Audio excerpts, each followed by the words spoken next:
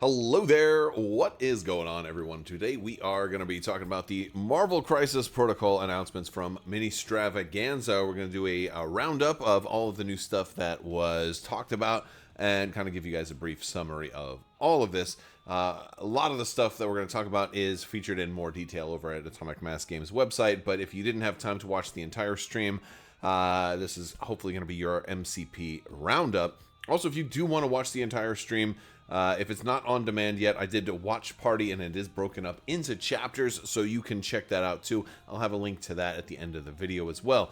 That's kind of our intro. I also want to remind you guys we are doing 12 Days of Life Day this year, as we do pretty much every year in December. 12 times throughout the month of December, we're going to be doing giveaways, and towards the end of my videos, I'll be announcing somebody who is going to win some kind of prize.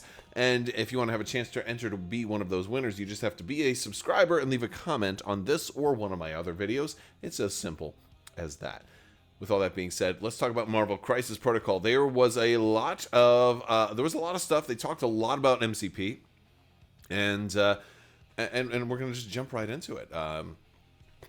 Let's talk about the Iron Lad, Ironmonger, and Kang the Conqueror and Rescue pack. This is a very cool pack. Some very sought-after characters. I'm a big fan of Rescue, and I was very happy to see Rescue show up in this game. But there's a lot of really good ones in here. I mean, I know Kang. I think a lot of people have sought after Kang. There's people who are very interested in Iron Lad, but Ironmonger is maybe the coolest looking model here. So we have Iron Lad. They showed us some of his unit card. They also gave us Ironmonger here. This guy, they talked a little bit about him being a 3 threat on a 65mm base, the first of that kind, which is very interesting, is noteworthy. But gosh, not only is the paint job spectacular there, the model just looks spectacular as well. So that one's going to be a very fun one. This is going to be a nice pack to get for sure.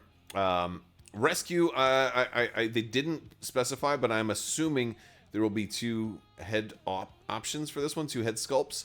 I'm assuming you'll be able to do like a helmeted version or the version that we see there with the kind of with the hair flowing with the helmet turned off. I'm expecting it to be either way, because since the art all shows it one way, I'm hoping that you can do it both. It wouldn't be the first time. They've done multi-head options a lot in the past. This one's going to be the first kind of dedicated healer, so that's going to be a cool thing. She can kind of pull people in and out of combat, so that could be a nice way to have a focused healer on your team. They didn't give us Kang's unit card, but we did get a little bit of some of the other cards that are going to come with Kang. I guess more on Kang the Conqueror will be revealed at Adepticon, so we'll be standing by for more information for all of you Kang the Conqueror fans. We also got a look at some of the Adam Warlock, Moondragon, and Quasar pack. This one has some really good sculpts too. After playing Marvel Rivals, I'm a bigger fan of Adam Warlock than I thought I was before, which is pretty cool. We got a look at Adam Warlock's card here. He is also going to have a bonded soul gem with him, so that is kind of a cool thing. So it's a little different there, and apparently he has to take that one as well, or at least is very very incentivized to take it. So that looks kind of cool. They give us a look at Valkyrie and the Warriors 3. There is a pretty cool thing about this one. Now, honestly, that's a really cool pose of Valkyrie on Elendil. Not Aragon like the graphic had initially said, but the Warriors 3 being 3 unique characters on a base is a kind of a cool way to do that. In the live stream, they talked a little bit about the design philosophy that went into that, and it kind of makes sense. It seems like it'll be a fun pack and definitely help out your Asgardians. For X-Men, which is definitely one of my favorite parts about MCP, we're getting this awesome MCP 08 pack. This is Danny Moonstar, Havoc, Jubilee, and Multiple Man. Some of my viewers during the watch party brought up the really interesting point. And how did they not just make this a multiple man pack with, many different versions of multiple man? Every miniature in here should have been multiple man. That would have been a really fun one. They could have done that as an April Fool's joke too, if the timetable would have lined up. But this is a good one, and having Jubilee finally join the X-Men does mean you have like all of the X-Men 97 or the classic X-Men now on board in the game, which is a big one for me. This is a must buy. Havoc also a character I'm kind of a big fan of, but Jubilee's the biggest one in this one for me. Even though I don't expect her to be great, she's just always great as far as I'm concerned. She's just awesome. So I like Jubilee because the cool thing about like watching X-Men in the 90s, I didn't know that much about the X-Men, and since she was kind of the window character, that's the one who was new to the team and asked all the questions, like she was speaking directly to me as that young viewer watching this cartoon when she first stepped onto the scene, because I was introduced to the world of the X-Men through Jubilee's eyes, and so that's one reason why I like her so much. So that's a pretty cool thing about that, and it'll be nice to have the whole team together. Looking forward to this pack for sure. Going with the X-Men 97 theme, Bastion, Nimrod, and the Omega Sentinel also are going to be hitting the scene, looking very, very cool. I'm actually a really big fan of that Nimrod model. I think the paint job on that one is exquisite. White is not the easiest color to do, and I love the white and purple effect that they have going on there, and especially with the gray highlights. It's just chef's kiss to all of these paint jobs, but especially that Nimrod paint job. That one was front and center. Anything off on that one at all, it would have shined like, it would have just put a spotlight on it. But it looks amazing. So really, really nice looking models there. I'm looking forward to these. The Sentinels affiliation is also getting some rework. I have played Sentinels only once, was not a big fan of them. They seemed kind of underpowered and kind of not even really fun.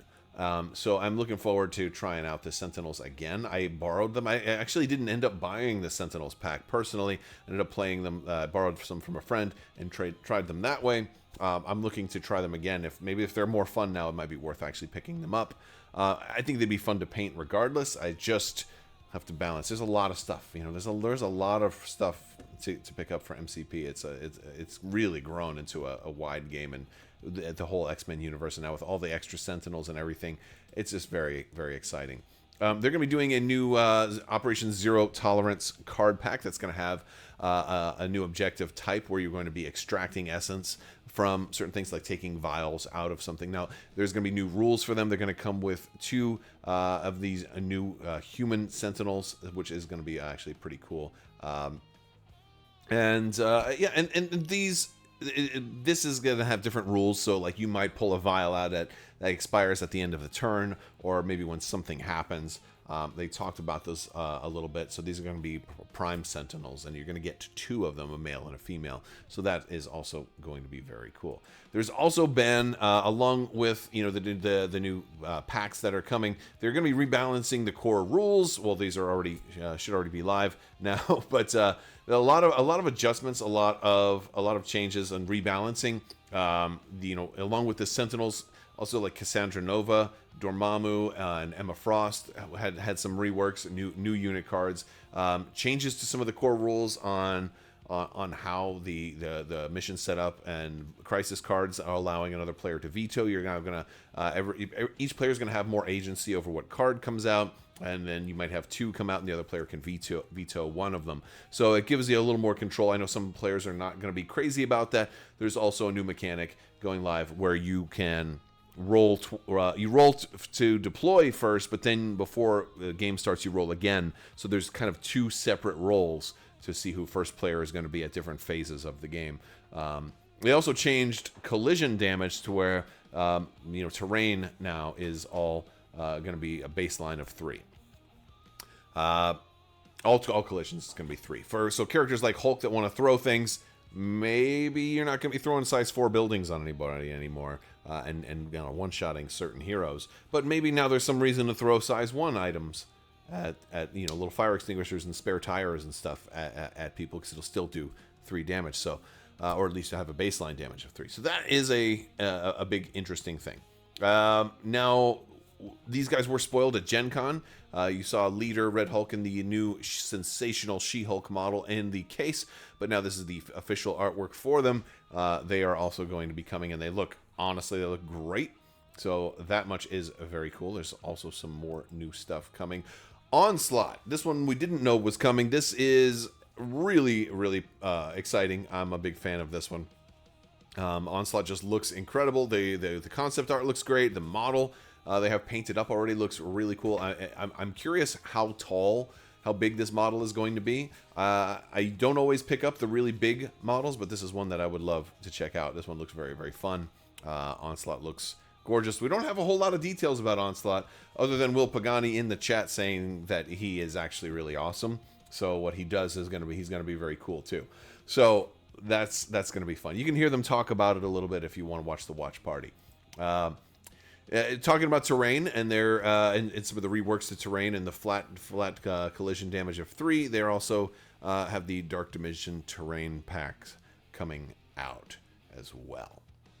Onto more sort of more distant stuff. We did get previews of Blackheart, Jack-O-Lantern, and the Orb. Some characters, they kind of acknowledge these. Some of these are deep cuts. Blackheart, is the only one that I knew from the old Marvel vs. Capcom games. Marvel vs. Capcom 2, best fighting game of all time. That's my hill that I'm going to die on. Let me know in the comments if you agree. What's your team? Who's your team in Marvel vs. Capcom? Wait, did I say Marvel vs. Capcom 3? Marvel vs. Capcom 2. I'm sorry. Marvel vs. Capcom 2. 3 was okay, but 2 was the best. That's the hill I'm going to die on, even though I might have said the wrong hill. I always think of the great games. I love all of those style of games, but MVC 2, gonna take you for a ride. All right, anyway, you weren't expecting to get that. If you know, you know. We're also getting Hulkling, Wiccan, and Speed, which is pretty cool. I really enjoyed some of these characters with their stories in WandaVision and Agatha all along. That was kind of one of mine. I hadn't been as familiar with all of these guys from the comics as much, but with the new Avengers coming in, also with America Chavez, Kate Bishop, and Patriot also being announced, we're seeing new affiliations and stuff. So this is going to be an exciting one, and this, I think, that wraps up all of the new and upcoming expansions that they talked about. A lot of new rebalances, a lot of new rules, and a lot of new characters, all coming from Marvel Crisis Protocol, with more to be announced at Adepticon at the studio preview that they're going to have there. That's going to wrap up our Marvel Crisis Protocol recap. Again, if you want to rewatch the entire stream and get all of the context surrounding all of these updates, you can do that. If it's not on demand yet, you can watch it through the watch party that I have on my channel. But that's one of the reasons I do this, so there's multiple places to access the information. And that's going to do it here. I want to thank you guys so much for watching. Let me know some of your favorite characters from Marvel Crisis Protocol. A lot of people noticed they did not announce the Fantastic Four. I guess we'll just have to wait. Maybe. Now I talked with some people about it. Maybe the plan is to wait a little bit closer to Doomsday. Doomsday's coming out this summer. We'll probably have a trailer by the end of March or early April, right around the time that they're going to be doing this big spiel at Adepticon. It would not surprise me if we see a big spoiler. The big announcement at Adepticon is Doctor Doom and then the Fantastic Four and stuff like that. That would not surprise me very much. That would be very, very cool. And could they do Galactus? Would they do Galactus? And let me know, would Galactus just be maybe Dallas Kemp walking around on top of the tables crushing everybody's miniatures? Would he be down for that? Dallas, if you're watching, would you be down to dress up as Galactus and be Galactus at, maybe a big, Adepticon event where, and he has to try not to step on your minis because he's really just interested in, like, maybe there's like some donuts at the end of it, or some kind of lure. Maybe maybe like a crystal that has ultimate power. Maybe a golden paintbrush at the end of the table. I don't know whatever it is. I have crazy ideas. All right, that's going to wrap up the video. Thank you guys so much for watching. Big thanks to my patrons. You guys are amazing. Help make this whole channel possible. May the force be with you. Live long and prosper. Be excellent to each other. Party on, dudes. So say we all. And always wash your socks.